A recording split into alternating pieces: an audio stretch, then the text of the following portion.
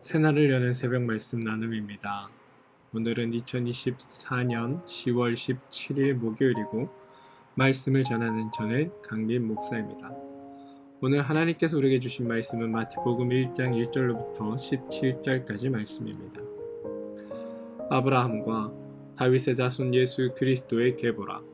아브라함이 이삭을 낳고 이삭은 야곱을 낳고 야곱은 유다와 그의 형제들을 낳고 유다는 다말에게서 베레스와 세라를 낳고 베레스는 헤스론을 낳고 헤스론은 람을 낳고 람은 아비나답을 낳고 아비나답은 나손을 낳고 나손은 살몬을 낳고 살몬은 라합에게서 보아스를 낳고 보아스는 룻에게서 오벳을 낳고 오벳은 이새를 낳고 이새는 다윗 왕을 낳으니라.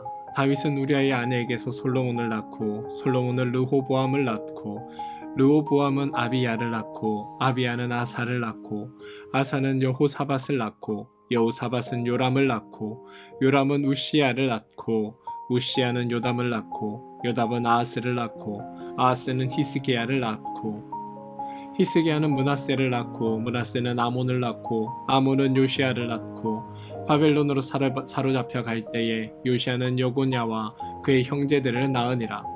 바벨론으로 사로잡혀간 후에 여고냐는 스알디엘을 낳고 스알디엘은 스룹바벨을 낳고 스룹바벨은 아비훗을 낳고 아비훗은 엘리야김을 낳고 엘리야김은 아소르를 낳고 아소르는 사독을 낳고 사독은 아킴을 낳고 아킴은 엘리웃을 낳고 엘리웃은 엘르아살을 낳고 엘르아살은 mat단을 낳고 mat단은 야곱을 낳고 야곱은 마리아의 남편 요셉을 낳았으니 마리아에게서 그리스도라 칭하는 예수가 나시니라.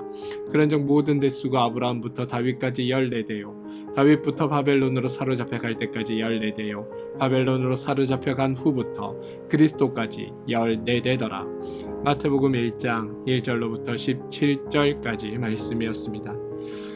이번 한 주는 마태복음 1장 1절로부터 17절 말씀을 가지고 이야기를 나누어야 할 것 같습니다. 오늘도 이 마태복음 1장 1절부터 17절 말씀 가운데 우리가 분명히 알아야 할 것들을 짚고 넘어가겠습니다. 제가 이렇게 마태복음 1장 1절부터 17절까지를 강조하여 말씀드리는 이유는 이게 이 본문을 이해하고 이것을 아는 게 우리가 마태복음을 전체적으로 이해함에 있어서 가장 중요한 부분이기 때문입니다. 거의 주제나 마찬가지의 내용들이 바로 이 본문 속에 숨어 있기 때문입니다. 말씀을 나누겠습니다. 마태복음 1장에 나오는 사람들의 명단은 하나님이 기름 부어 세우신 사람들 중에 일부를 기록한 그리스도의 계보입니다. 본문의 강조점은 등장하는 사람들에게 있는 것이 아니라 그 사람들을 포함하여 우리를 부르시고 우리를 세우시고 우리를 위해 일하시는 하나님에게 초점이 맞추어져 있습니다. 마태복음 말씀을 준비하며 여러 학자들의 주석서와 목사님들의 설교집 등을 찾아보았습니다. 이 계보에 등장하는 사람들의 특징을 강조하는 글들이 있는데 그 글들을 보면 대부분 다음과 같습니다. 첫 제목, 쓰임받는 사람들.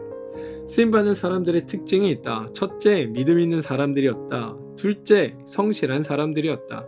셋째, 자신의 처지를 부끄러워하지 않는 사람들이었다. 넷째, 꿈이 있는 사람들이었다. 다섯째, 리더십이 있는 사람들이었다. 여섯째, 창의성이 있는 사람들이었다.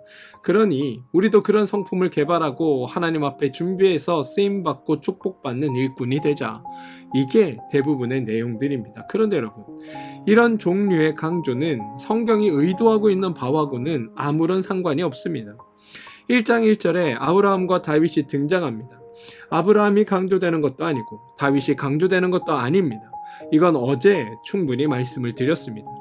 성경이 강조하고 있는 것은 말씀에 등장하는 사람 그 자체가 아니라 그런 사람을 쓰시는 하나님을 소개하는 겁니다.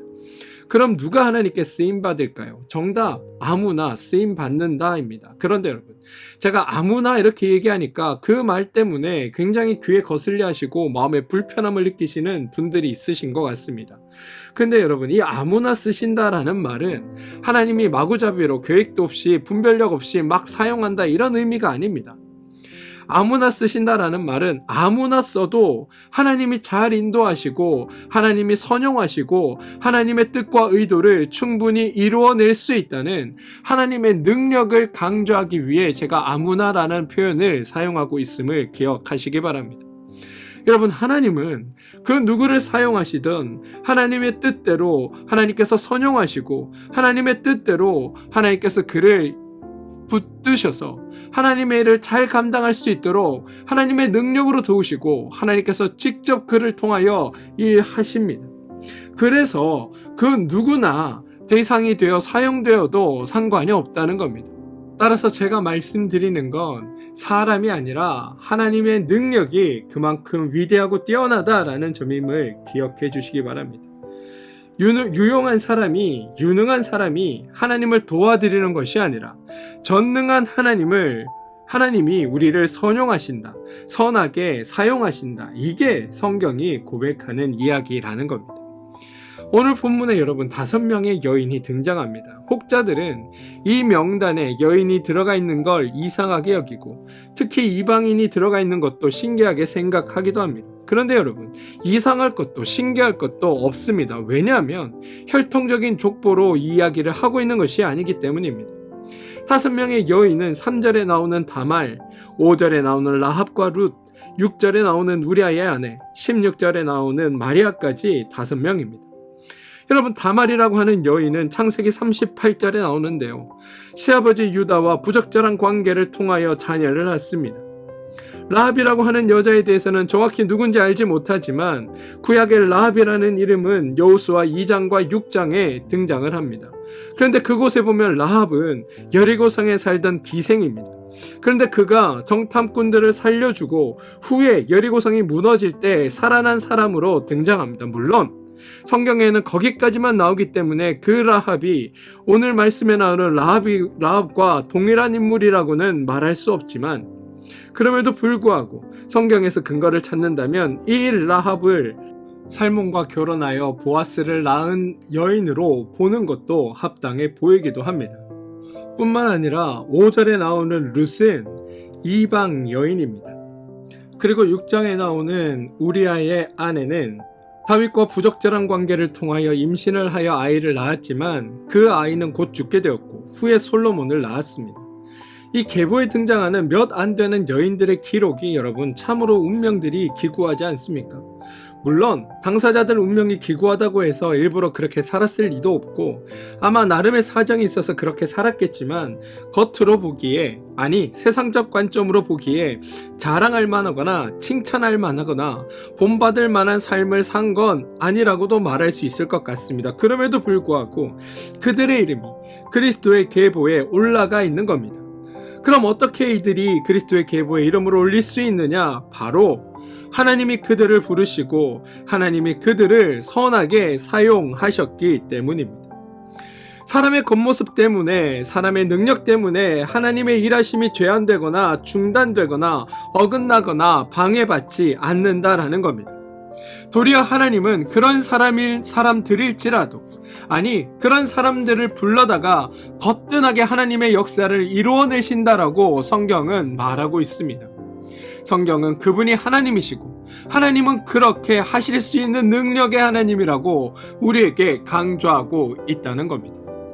그리스도의 계보는 여러분 어떠한 사람이라도 하나님이 불러서 가장 적절하게 선하게 사용하신다라고 하는 하나님의 일하심을 강조하는 말이기도 합니다.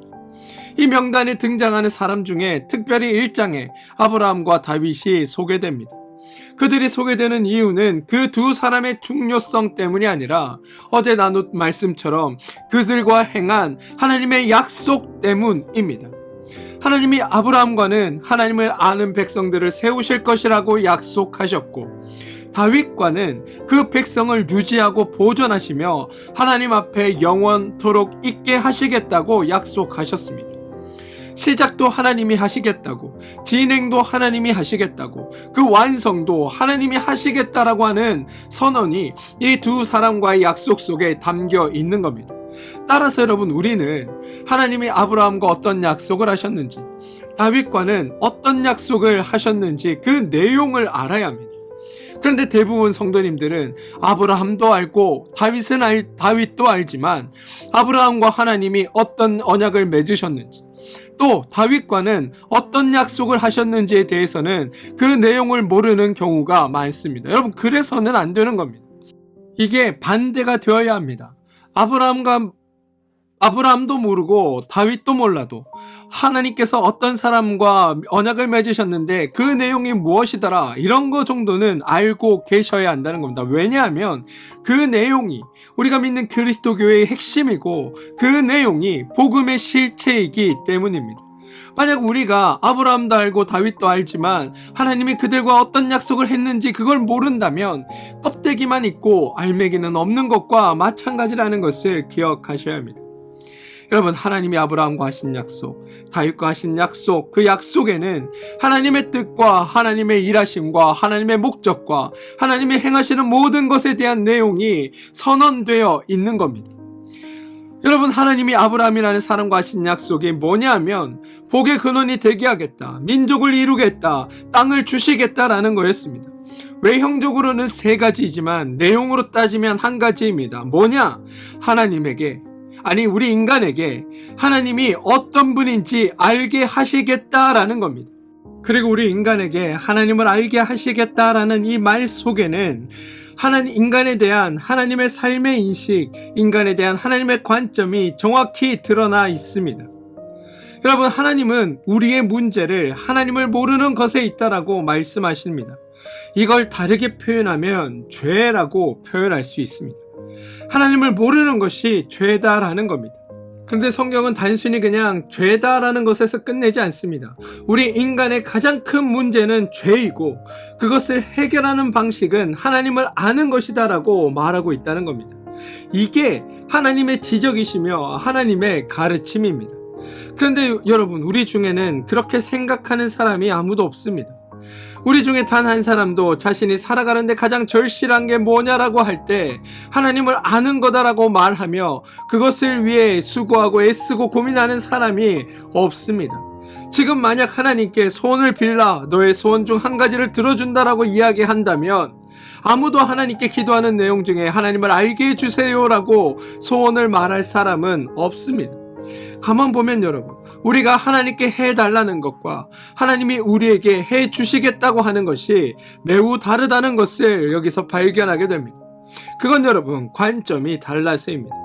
우리는 돈, 가족, 건강, 이런 것과 같은 어떤 조건들이 충족되면 그게 잘 살 수 있는 거다라고 생각합니다. 그런데 여러분, 하나님은 우리가 잘 살려면 그런 조건이 아니라 하나님을 알아야 한다라고 말씀하십니다. 그게 우선이다라고 말씀하고 계시다는 겁니다.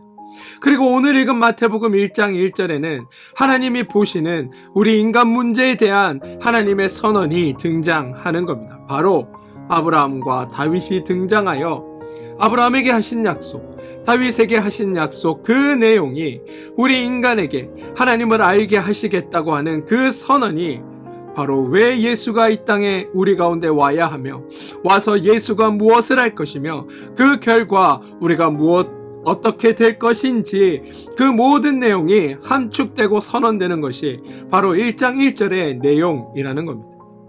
여러분, 예수님은 그리스도의 계보를 따라 이 땅에 오셨습니다.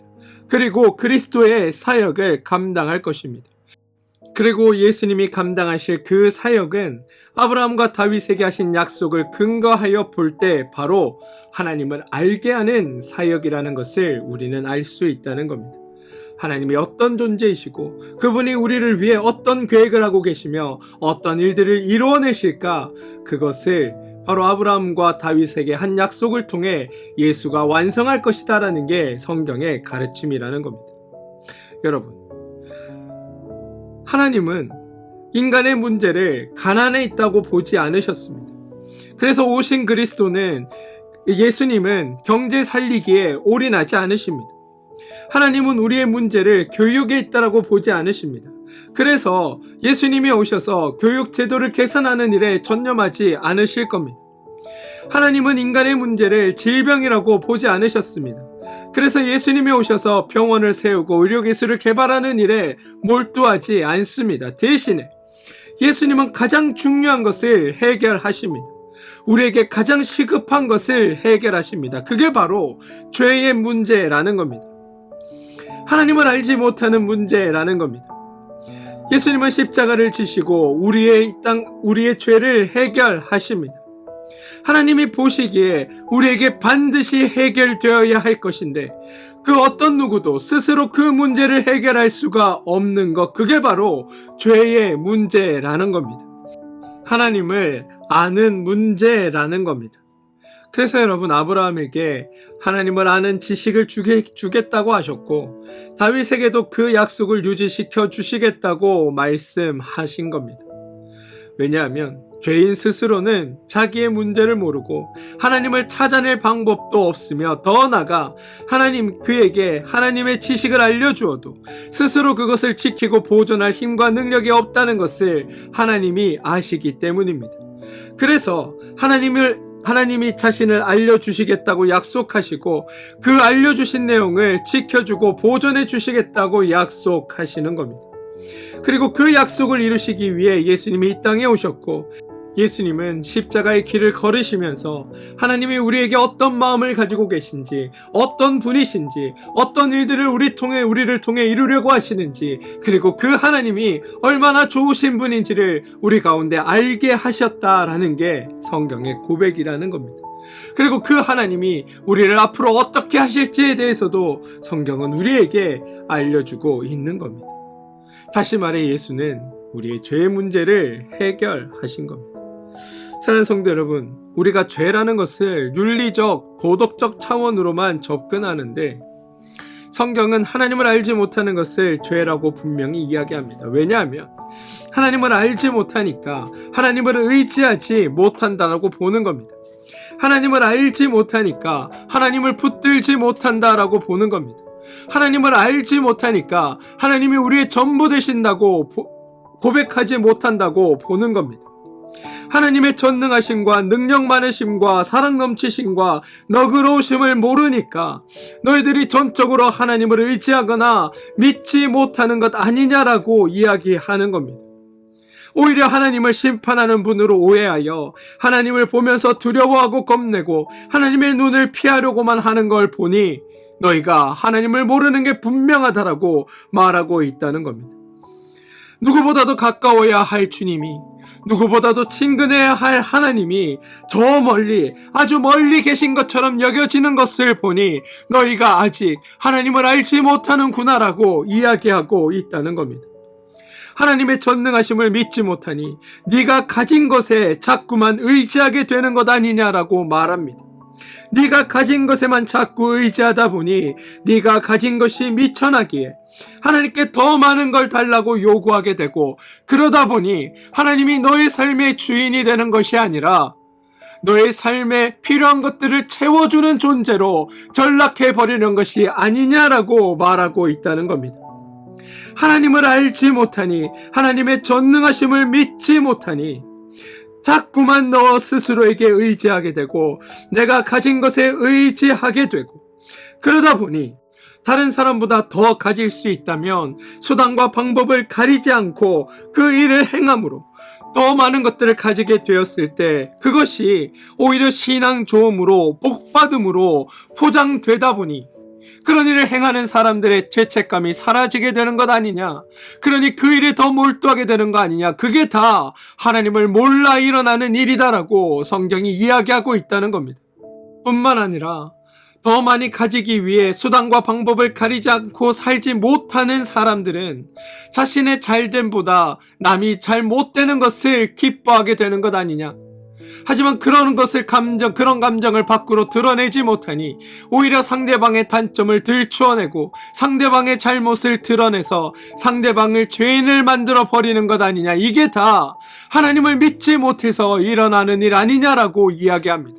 뿐만 아니라 하나님을 알지 못하기에 내가 저 사람보다 우월하다는 것을 드러내야 하고, 그러다 보니 상대방에 대한 갑질, 인간에 대한 격하, 사람의 생명을 존중해야 할 사람들이 오히려 필요에 따라 그 사람을 수단화시키고 시켜버리는 일들이 발생하는 것 아니냐. 이게 다 하나님을 몰라 일어나는 일 아니냐라고 성경이 말하고 있다는 겁니다.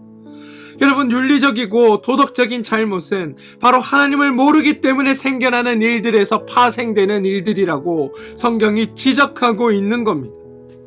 보십시오, 여러분. 우리가 하나님을 알지 못하면 이런 일들에 쉽게 빠질 수 있습니다. 하나님이 사랑이시고, 하나님이 너그러우시고, 하나님이 능력이 많으시고, 하나님이 은혜가 많으시고, 하나님이 내 삶의 주인 되시고, 그 하나님이 나의 전부가 되고자 하시는데, 우리가 하나님을 하나님으로 알지 못하니, 그 하나님을 제대로 모르니 우리의 힘과 능력으로 자꾸만 무엇을 채워가서 우리의 것들을 만들어 그것으로 하나님을 따르고 있다고 생각하는 그 착각이 다 하나님을 모르기 때문에 일어나는 일들이라고 성경이 우리에게 지적하고 있다는 겁니다. 여러분, 성경이 하나님을 알지 못하는 것을 죄라고 얘기할 때 단순히 어떤 지식적인 차원의 알을 이야기하는 것이 아닙니다. 알면 행하고, 알면 따르고, 알면 동참해야 한다라고 말합니다. 그 일을 하지 못하면 알지 못한다라는 겁니다.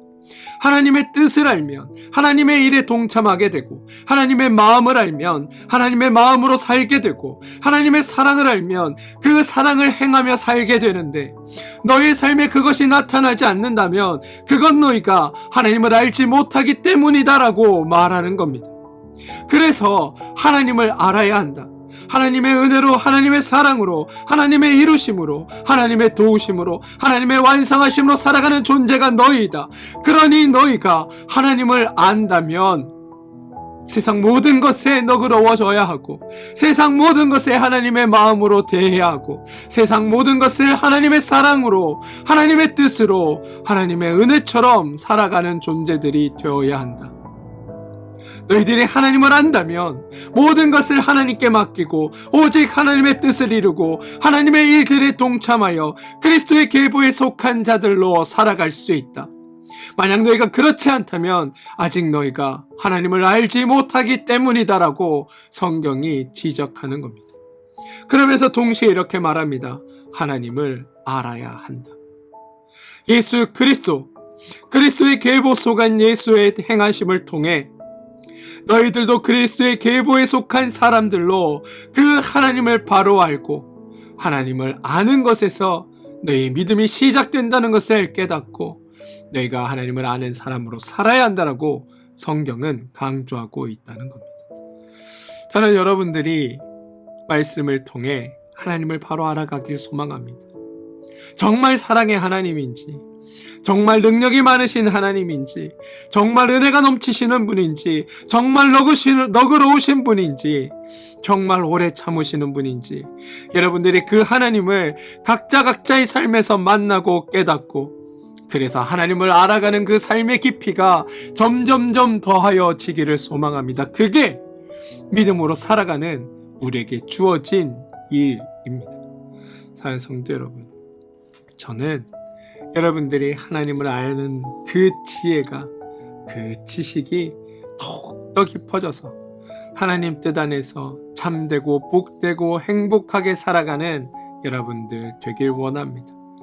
하나님만을 전적으로 의지하며 하나님의 이루심과 일하심을 바라보며 그 속에서 참된 소망과 기대를 발견하고 그것을 통해 여러분들의 삶이 더욱더 아름다워지고 복되어져 가는 그 자리로 나아가게 되길 원합니다.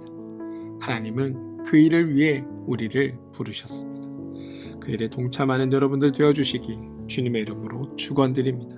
기도하겠습니다. 주님, 우리의 삶이 하나님을 아는 삶이 되게 하여 주시옵소서. 그래서 죄 가운데서 벗어나는 삶이 되게 하여 주옵소서. 예수님이 그리스도로 우리 가운데 오신 이유도 바르게 알게 하시고 참되게 주님을 아는 지혜를 허락하여 주셔서 하나님 안에서 더욱 복되고 행복한 삶을 사는 그런 우리가 되게 하여 주시옵소서. 예수님의 이름으로 기도합니다. 아멘.